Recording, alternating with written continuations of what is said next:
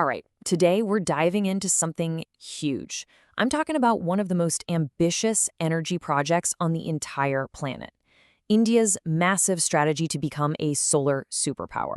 And look, this is way more than just slapping some panels on a roof. It's a full-on blueprint for a green future, and we're going to break it all down for you piece by piece. And when I say ambitious, I really mean it. This isn't some slow, gradual shift. No, this is a complete national overhaul. This quote right here, it really just nails the sheer scale of what India is aiming for. This is a move that has everybody around the world watching. So the big question is, how do you even begin to build a solar superpower? Well, India's strategy kicks off from the very top. We're talking about massive government-led initiatives that are designed to build this incredibly powerful foundation for the whole system. Okay, so right at the heart of this whole grand plan is something called the National Solar Mission, or the NSM. It was launched way back in 2010, and, its core mission was pretty clear. Not just to make solar energy common, but to really hammer down the costs. The goal was to make it a truly viable power source for a nation of over 1 billion people. No small task. And what makes the NSM so powerful is just how broad its scope is. I mean, it's not just about those huge grid-connected power plants. It's also about things like bringing light to remote villages with off-grid solutions, making sure solar is affordable for pretty much everyone, and, on the world stage, establishing India as a real leader in global solar policy. Right, so to meet those massive grid targets, India is building something absolutely extraordinary. These things called ultra-mega solar parks. And yeah, they're as big as they sound. We're talking about these sprawling, almost endless solar farms in states like Rajasthan and Gujarat. Just to give you a sense of the scale here, a single one of these parks can generate gigawatts of electricity. That's enough to power millions and millions of homes. Okay, so that's kind of the big top-down view from 30,000 feet, right? But the real genius of India's strategy is that it's also being built from the ground up. It's all about empowering individuals and communities to actually take part in this massive energy revolution. And this is a fundamental shift in how we even think about energy. You see, with rooftop solar, you're not just a consumer anymore. You're not just buying power from some big utility. You actually become a producer. And thanks to clever policies like net metering, if your panels make more electricity than you can use, you can actually sell that surplus back to the grid.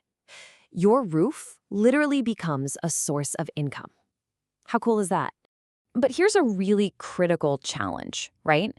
How do you bring electricity to a remote village, somewhere that's just miles and miles away from the main power grid? For hundreds of millions of people in a country as vast as India, that's a daily reality. So what's the solution? Well, the answer is this really smart, progressive approach. Think of it like climbing a ladder. It starts simple. Step 1, solar lanterns to replace those dangerous, smoky kerosene lamps. Then you move up to standalone systems that can power a single home, maybe run some fans, a TV. And the final step, community-owned microgrids that can power the whole village, local businesses, schools, health clinics. It's an absolutely transformative model for bringing power to rural areas.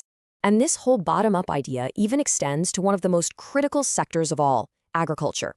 There's this scheme called PMKSUMM, and it is a total game changer.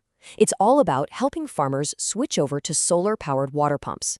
Now, this not only cuts their reliance on expensive diesel fuel, but it also lets them sell any extra power they generate, creating a whole new, stable source of income. It's a win-win. Okay, so we've got the top-down vision, right? And we've got the bottom-up execution. But what makes it all actually work? What's the engine that's powering this entire machine? Well, it really comes down to 4 crucial pillars of support. So let's look at this engine room, so to speak. It's built on 4 key pillars. First up is manufacturing. You've got things like the PLI scheme, which basically gives companies financial incentives to build solar parts right there in India. That reduces reliance on imports. Second, you need money, so that's finance. You've got specialized institutions like IREDA, that's the Indian Renewable Energy Development Agency, and they provide the crucial funding to get these new projects off the ground. Third, innovation. Top universities and research institutes are all working on the next generation of solar tech. And finally, diplomacy. Through big initiatives like the International Solar Alliance, India is actually leading global cooperation on solar energy. It's a whole support system. All right, let's pull back for a second and look at the big picture here. When you start putting all of these pieces together, You've got the national plan, the local community stuff, and all those support systems. You really start to see this truly integrated and incredibly powerful blueprint for the future taking shape. I mean, just look at how comprehensive this thing is. You've got everything from the giant solar parks all the way down to a single farmer's water pump. You've got the push for domestic manufacturing right alongside international leadership. Every single component is designed to work together, in harmony. It really is a complete ecosystem for solar excellence. And at the end of the day, this is about so much more than just kilowatts and electricity. This entire blueprint, it's a pathway towards energy security. It's about building environmental sustainability and creating a more resilient economy. It's a core part of India's commitment to its climate goals and its bigger vision for a green future. So when you see all these interconnected systems working together like this, it really raises a powerful question, doesn't it? With all these pieces in place, are we witnessing the blueprint for the world's next global solar superpower? It's a future that's being built right now under the Indian sun.